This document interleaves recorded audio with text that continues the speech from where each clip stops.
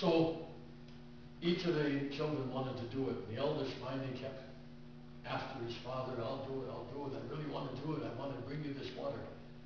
Finally the father granted him permission, so he took his father's calabash, went off. Now the thing, his name, by the way, was Keamaka. And he was a very selfish person. Because he knew in his mind he didn't want to get the water just for his father, but he wanted to be the one to do something that would fill his father with pride so that he would be chosen as the next chief.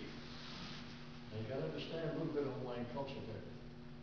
In the ancient times, actually even in the monarchy, a lot of people don't realize this, but from the most ancient times, they did not have a right of succession to become a chief that came from being the eldest, or that came from being of the right family, or in a particular relationship. They didn't do that.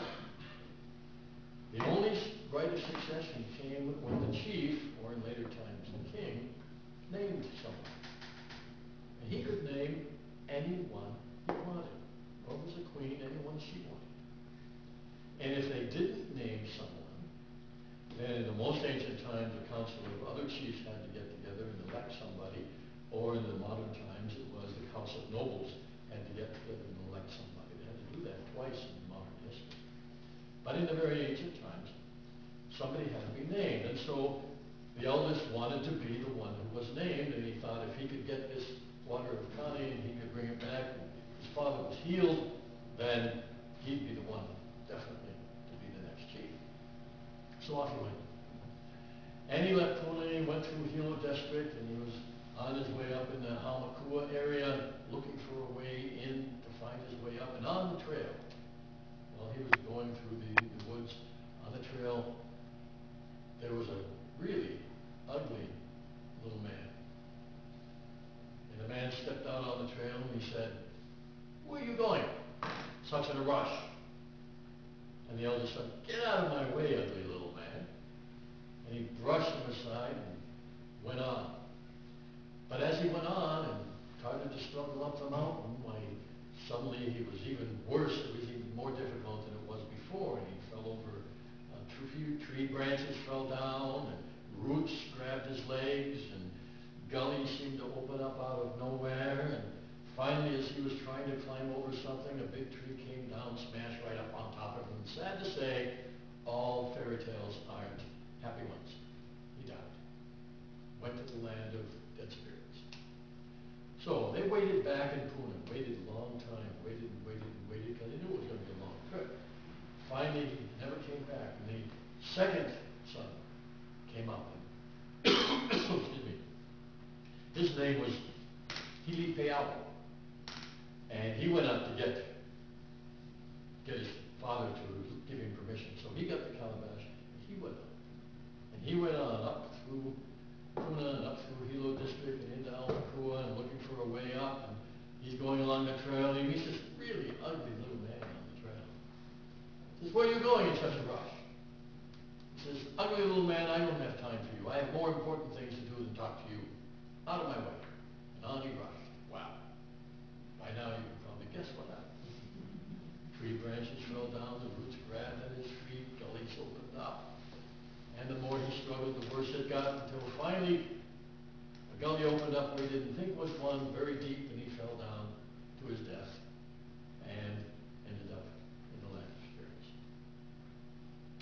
So finally, it was time. They waited again a very long time. Finally, the youngest one, whose name was Lokomai, he went to his father, and his father really didn't, but he knew he was dying, so he, one last chance, my last son, but if I die, what's going to happen anyway? So the son takes the calabash and goes off into the woods. He goes same route, Hilo, Hamakua, up the mountain, sees the little old ugly man on the trail. The man says, "Where are you going in such a rush?" He says, "Oh, kind sir," he says, "I'm looking for the water of Kane because my father is ill." And he's the only one who wasn't thinking of what it'll do for me. And so he said, "You seem to live in this area. Do you know where the path is?" And at that moment, this ugly little man turned to a kind of a mist and became the spirit of a beautiful woman, an akua. Now this was long, long even before Kelly, but her name was Lily Noy. And she was the spirit of the mountain itself. And she said, because you have a good heart, and because you're doing this, and because you were kind enough to honor me, a stranger, here's the path. She told him how to get there. She was not the kind of a who would lift him up and take him. Okay? Still had to go through the hard work of getting there. But she gave him the trail. What she did do, however, was very important because none of the tree branches fell down, none of the roots tried to grab his feet, there were no gullies that opened up suddenly before him. The path wasn't easy, but then it wasn't impossible either. So after a long, long time in the story, he finally got up to the top of Mount Kane. What they have today, there are two main cinder cones up there. One is today is called Pu'ulilinoe. And the other cinder cone is called Pu'upoliahu. And then in between those, just a little off, is a lake called Waiau. And the water from that lake was considered, even in the ancient times, very, very sacred, even in more modern times. Not now anymore. But in more modern times, very sacred and healing water. And that was the water of Kane in that lake. So he gets his calabash full. Now on his way, he's coming back down. And he meets Lily Noy again. She's down somewhere on the flank of the mountain as he's coming back. And he said, "Oh, Spirit," he said, "since you know so much about this, and you are spirit, you know about the land, and you know about the world of spirit as well," he said, "what happened to my brothers?" And she said, "Oh, well, you know, they were selfish and they were greedy and they died, and they're in the land of spirit now." He says, "Oh," he says, I can't go back without my brothers. I want to bring them back." And she said, "I really don't recommend it." And he said, "No, they're my brothers, they're my family. I have to do this." So she guided him this time through into the realm of the spirits of the dead. And there they were, very unhappy, eating moths. That's all they have to eat in the spirit of the dead, the dead land. And so he sprinkled a little bit of the water of Kane on them. And they came back to life. And then very happily, he thought, because they were happy to be alive, and they came back down. Well, while they were still coming down in the Hilo district, it was a long trail, so they had to sort of like camp out overnight. So while they camped, and while Loko Maikai was sleeping, brothers came up, and they hit him on the head with a rock, tied him up, took the calabash, and came all the way back down and back to the king, to the chief rather. And so as they came back to the chief, then they had a fight between them. The eldest won, and he brought the calabash to the chief, and he said, "Here, father, here is the water of Kane that will heal you." And the chief says, "Oh, thank goodness." And he takes a big sip and spits it out. And he says, "What is this?"